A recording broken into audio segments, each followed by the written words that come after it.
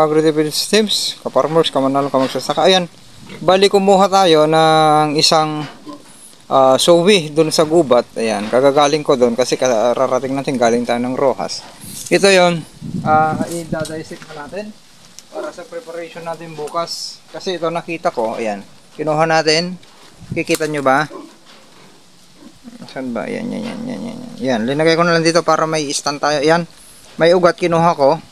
Tapos yung dahon niya, ayan, kita nyo ba? 1, 2, 3, 4. Papalabas yung isa pero nagpantay na itong dulo. Kita nyo? O ayan, pantay na. Halos pantay na, oh. Yung 1, 3, and 4 nagpantay na. Ngayon, idadisik natin to. Kasi doon kasi yung nauuna. Teka, para makita nyo mabuti yan. O ayan, 1, 2, 3, 4. Nagpantay na yung 3 and 4. Ngayon, bubuksan po natin para mabilis na kasi gabi na, alas 6 na.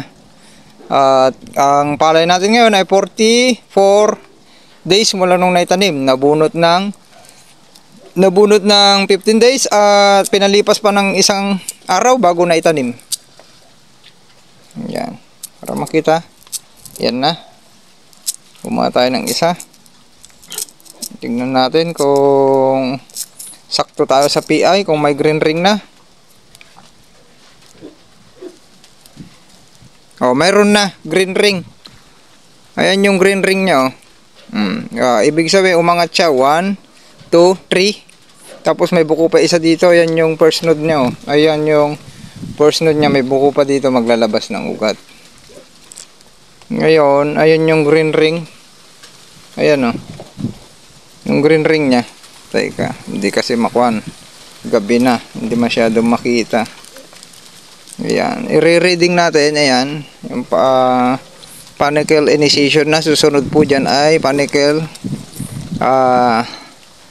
differentiation. Magbubuo formation primordium. Ayan. O, ayan, yun. Kita nyo? Ayun, oh. Ayan, ayun, oh, yung panicle. Kita niya? Ayan, oh, yun. Kita niya? Ayun. Okay, sakto lang yung kwan natin. Pag tapos natin bukas, yan yung pinaka-green ring niya. Air space, yan. Ito yung pinaka-green niya, umangat na konti. Ayan. Basta pa pumantay yung 3 and 4. Ayan, oh. Sakto pa lang. Kasi yung mga sowin yan ay maliliit pa, abutan. Kaya timing yung pagbitaw natin bukas. Ayun, oh. Di ba? Panicle differentiation. Okay, yung iba dyan PI na. Sakto. Okay? Ito yung kinuha natin, ito yung 3 and 4. Ayan. Di ba? Sakto yung pagbitaw natin bukas. Sana gumanda na. Okay pa naman yung kwan kahit na kunyari hindi pagwaganda bukas, di sa Martes. Kasi ang daming sowi. Ito ay may sowi na 43 pinagkunan natin. Ayan. Okay? Kita nya? Ayan yung pinaka green ring nya, oh. Ayun yung green ring. Ayan, oh. Ayan, yan. Kita nya? Ayan yung green. Ayan, green ring yan. Tapos umangat yung ayun, yung green ring, yun yung magiging buko na angat. Nakita nyo, ha? Okay? Ayan, oh. Millimeter na panicle. Timing sa 44 days, 45 days. Talaga, yun yung kanya. Panicle initiation nya. LP2096. O, yan na. Yung senyales nyo. Ayan na, saan na. O, ayan. Nagtapat yung 3 and 4 leaf. Okay? Ayan. Hindi kasi makita, eh. O, ayan, yan pala. Anak ko, full memory na naman. Ayan, ha. 1, 2, 3, 4, nagtapat yung 3 and 4. Ayan. Okay, maliwanag na po. Ganun po yung pag-reading ng PI. Yung mga kanyan, sakto. Naglilihi, mag-PPI na. Diretso na yan. Differentiation. Okay, tara na. At kwan na. Shot muna saglit.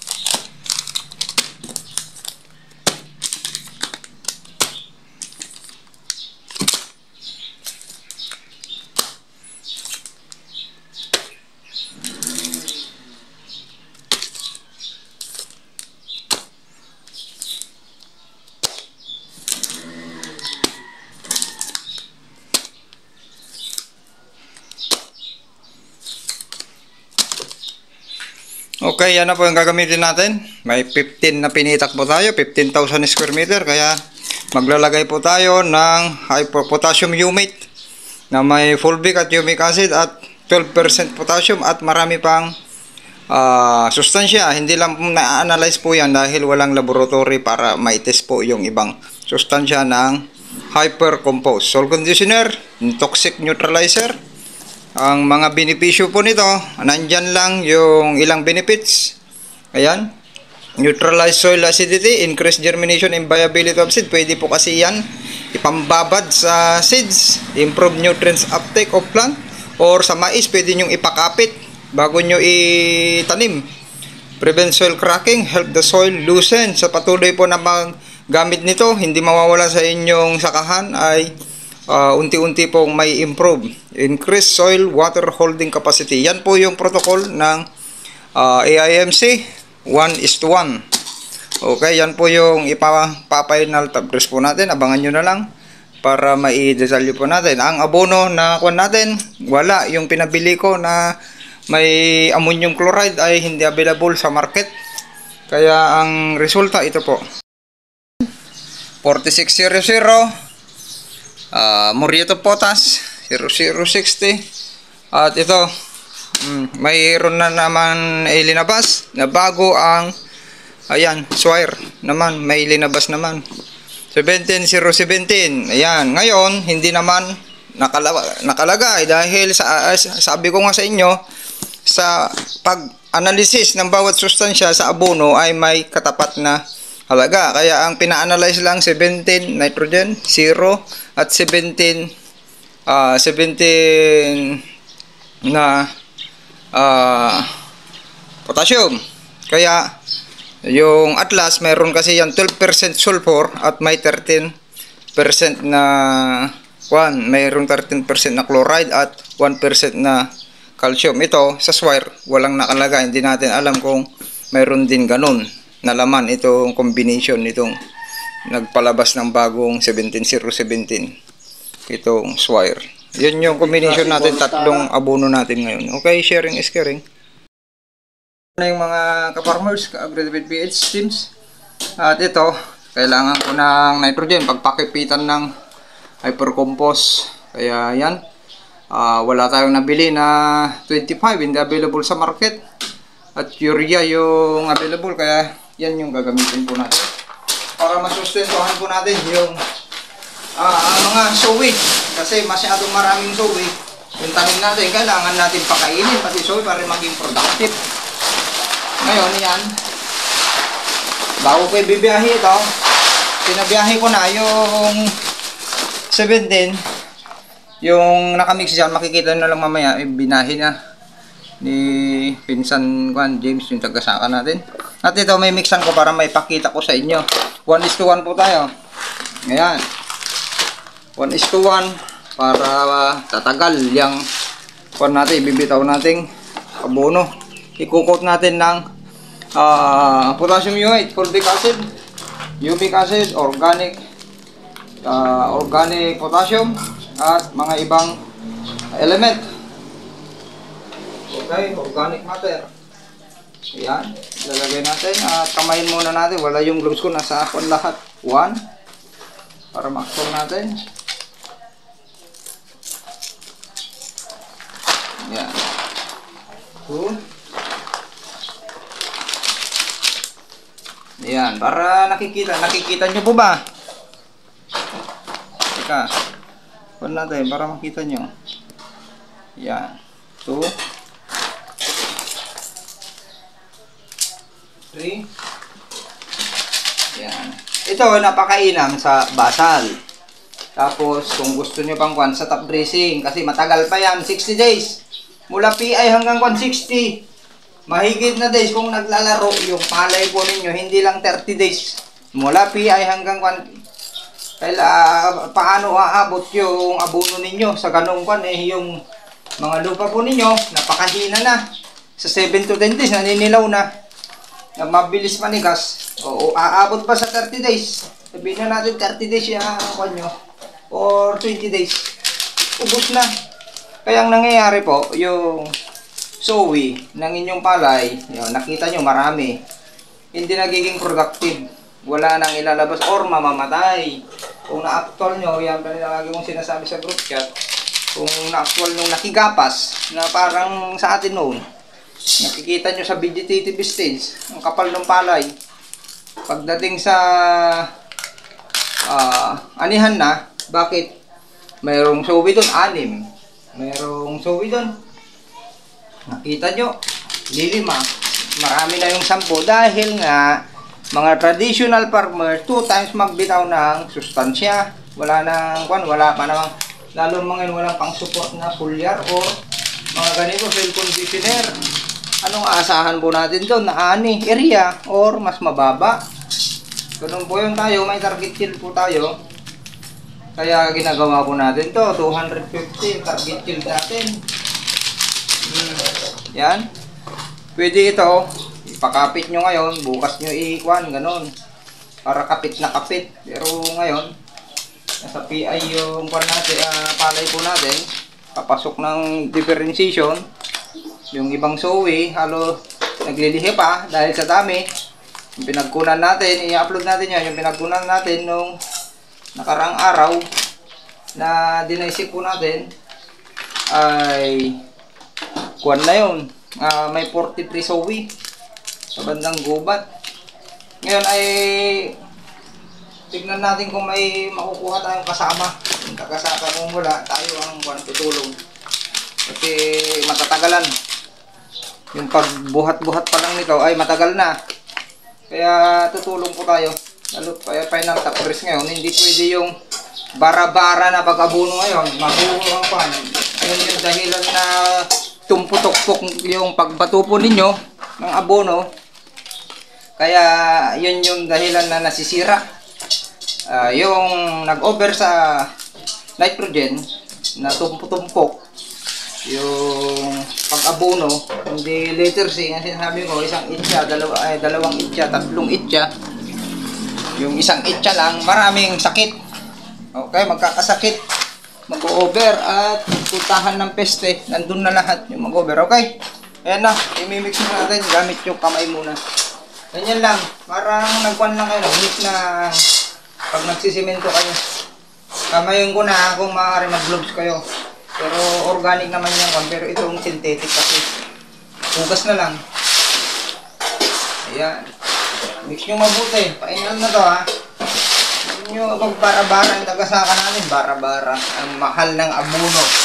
Alalahanin ninyo yung pinagagastusan ng farm owner. Napakamahal.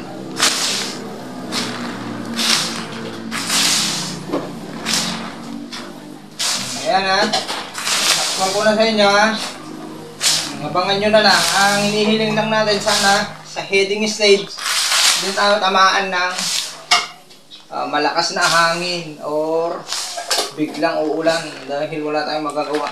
Kundi babaog. Yung kung natin sisaryan, sinasabi nilang sisaryan, masisira. Yung flower, yun yung pinaka-critical, parang mangga, diba? Napakaganda ng flower ng mangga. Isang ulan lang, nasira. Yan, lahat ng tanim, yun yung pinaka-critical na stage. Flowering stage. Yung mga pinapa-spray ninyo, huwag nyong paabutin ng 9. Para hindi masira. Insecticide man yan, chemical. Huwag nyong paabutin ng 9. Bubuka yung flower, yung butil. Diba? Kita nyo? Ikalawang mixing niya, itim na. Yan yung protocol talaga. Para maramdaman ninyo yung mga kwan natin. Maraming ganyan, pero hindi alam yung protocol. Hindi nyo nararamdaman. Ngayon tayo naman, ayaw sundin, nakalatag na yung protocol, nagkukulang na lang yung tagasaka. Okay? O, yan na. Pwede na natin kung yan, ganun na lang, pwede na. Dalawang balik. Gusto nyo, 3 balik pa. Pwede na. O, di, pag binato natin yan, kapit na kapit ngayon yan, imimix natin sa combination natin na 17, 017, at Morito Potas. Tara na. Cut mo na. Ganun po at magmimix tayo sa bukid. Ito na nandito ako sa kwan. Yan yung mixing ko. Isasako ko na po. Tara. Sharing is caring. Mukhang iba. Itong 17, 017 yan. Tinitingnan. Nakita ko iba kulay. Iba pa rin yung Atlas. Hindi natin alam ito kung may combination parang yung Atlas na 17017 na may 12% sulfur, 13% chloride at 1% calcium. Ito, iba pala yung kulay, kinulayan nila. Tapos yung analysis lang. Hindi natin makan, baka 17017 nga lang yan, urea. Hindi masyadong sulit itong nabili natin 17 ngayon. Walang combination. Okay, iba pala yung kulay. First time natin makagamit po ng ganyan. Yan yung takal natin. Kasi mayroon tayong Morito Potas na 1 bag, dalawang 17, kalahating urea, tapos kalahating Morito Potas. Yan yung na may 1:1 na sa pinitak, hindi isang bag, isang hypercompose. Ang kwan bawat pinitak kasi per hectares. Yung rate kasi natin ay per hectares. Ay, duwa. O, sige, dalawang bag pala na 17. Kasi wala palang 25. Okay, sakto. Ayos, dalawang ganyan. 17017 yung may lalagay natin. Ayan. Sabayan ko na para kung mahirap magdabing. Mas maganda yan, actual. O, yan yung kulay ng 17017. Kinulayan nila. Sana naman, mayroon pong kagaya sa Atlas po ito para sulit. Yung bayad, ang mahal ng abono, tapos mahal ng bili natin, tapos ganito lang. Yung combination niya, 17017, di kumuha na lang sana ako ng 0060 at urea. Kinumpute ko na lang yan. Kasi ang hinahabol ko dito, sa 17017, yung may sulfur siya na 12%, at mayroon siyang chloride na 13% at 1% na calcium. Yun yung hinahabol natin. Pero kung ganito man lang, itong swire na to, na napakamahal, ay hindi tayo bibili sa susunod. Walang analysis kung 17 lang, kung nitrogen at potassium lang. Bibili na lang tayo ng urea, ganon, para hindi kayo magagastusan. At bibili kayo ng Morito Potas, mas mataas pa kaysa ganyan. Hindi natin alam, walang analysis para sa sulfur. Ulitin natin, para sa chloride at calcium. O, yan yung kwan natin. Okay, mixing natin. Sige, kumatan kaguduan. Ibukbuk mo tan. Tan nakapating nga sa mixan, Haluan. Ya, nga haluan. Mamindua 2 mindua lang haluan. Bukbuk mo ta tingan natan. Pag sinabatin tan, okay, tutulong na po tayo. Ayan, ipapalagay na natin yan, pati yon. At imimix natin yung parang ginawa ko kanina. Parang nagmimix ng semento at buhangin. 2 beses. Baliktarin, ganoon, para maganda yung distribution. At yung hypercompose natin, yun yung magsisilbing pampatagal po ng bisa niyan. Kung alam nyo naman, ulitin natin, yung kung mahina yung mag-hold ng sustansya at water holding capacity, yung sakahan ninyo mabilis tumigas, mabilis din maubos yung abono, lalo yung nitrogen sumisingaw at naaanod. Kaya yun yung magsisilbing mag-hold para tumagal at gumanda yung lupa po ninyo. Dahil yung hypercompose mananatili sa inyong sakahan. Habang gumagamit kayo niyan, ay gumaganda yung inyong lupa. O, ayan na. Okay, pause muna natin. Ito ang gagamitin ko. 2 lang kami magsasabog ngayon. At maganda naman at hindi ulan at maliwanag. Hindi malakas ang sikat ng araw. Favor po sa atin yan dahil hindi sisingaw yung urea po natin. Pag nasikatan kasi ng araw yan, magbubulatil. Okay, 10 kilo ito. Testingin muna natin. Ulit. Ito yung uhugutin lang po natin ito. Adjustment, yung pasikip at bukas. Ana? Damdaman taon?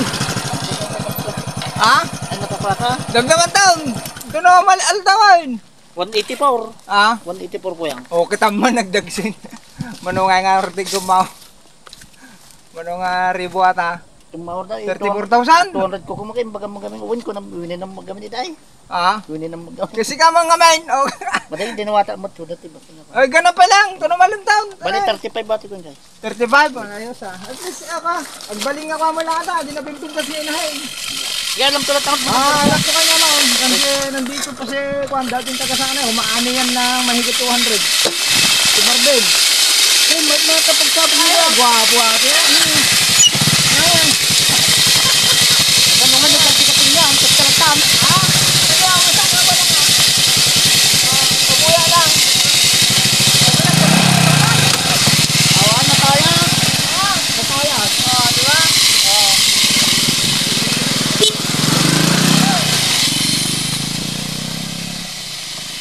Ayun.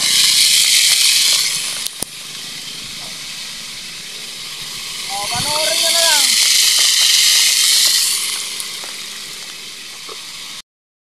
Magsashot pa tayo dito. Ayun si Jammo. Katabi nating sakahan lang. May kundyan. Nandyan si Pinsan James pa. Naglalatag pa. At least may tagalatag po tayo. Dito na tayo. Titirahin ulit natin dito. Tapos pupunta na tayo sa gubat para makita nyo yung palay po natin dun. Ito yung dati na yung nalulubog. Ulitin ko. Dito na balaho yung rotovator at nagkilaan. Malalim po ito. Ito yung ang tangkad na. Okay. Isi-set up po natin dito. Hirap na rin magsabog dahil malalaki na. Pinargahan na po natin. Kunti lang linagay ko kasi ang lalaki ang palay. Hirapan na rin ako. Yan. Panoorin nyo naman. Ito yung malalim pero ang lalaki naman ang palay.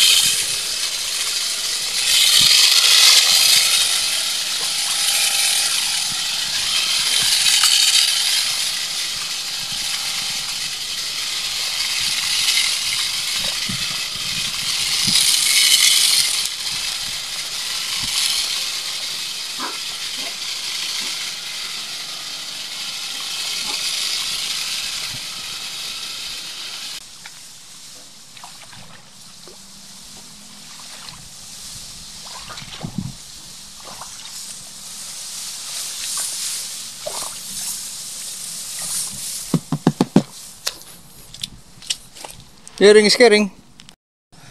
Ayan, yung aabonohan natin gamit yung fertilizer and seed spreader. Okay, start na tayo. I-PM nyo lang si Ma'am Mona Mapili sa Facebook account niya po.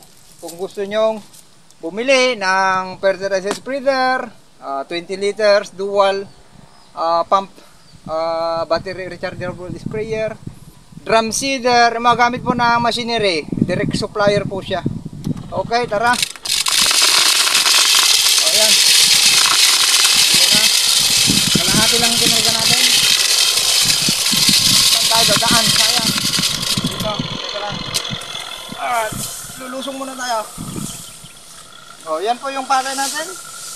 Tapos, ito yung naputol. Ganyan kalakas yung hangin. Yan yung naputol. Yan po yung naputol niyan. Kaya dinugtungan po natin. Okay, tara, start.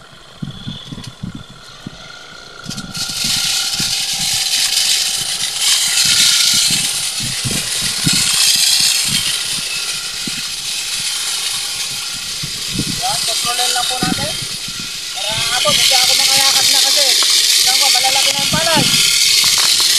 Medyo kontrolin yung butas. O mas malaki yung butas, mas bilisan nyo maglakad.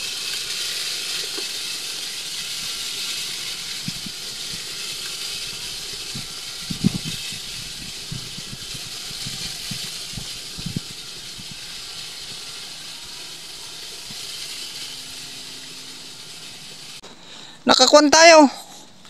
Naka 9,000 tayo. Napinitak. Okay, dito yung mas mahina. Dun sa ko na lang pala, punlaan. Katlo, 1, 2, 3. Okay na, lalaki ng palay dito. Bali, punta tayo sa kwan. Din na titira yung sobra. Sa punlaan, makapal yun. Maraming sumibol. Natin, yan yung recovery nung kwan. Awana, nito isa lang gan eh. Kitam dirata. Okay, yan. Ito yung nahuli na yung nabuno ng 30 days pala to. Tapos pinakpapakpak kaya nasaktan. Yung maliit yung ugat na natira, matanda na kaya mahirap magpa-transplant ng matanda. May hirapan na makarecover sa sowi. Konti na yung panahon niya magsowi.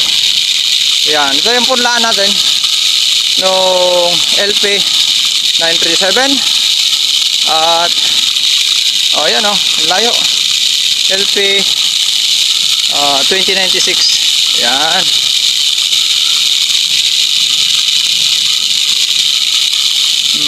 Ito nyo na. Di ba ang kapal? Kaya kung hindi nyo pakainin yan, hindi magiging productive lahat yan. At maganda na timingan natin para tutuloy.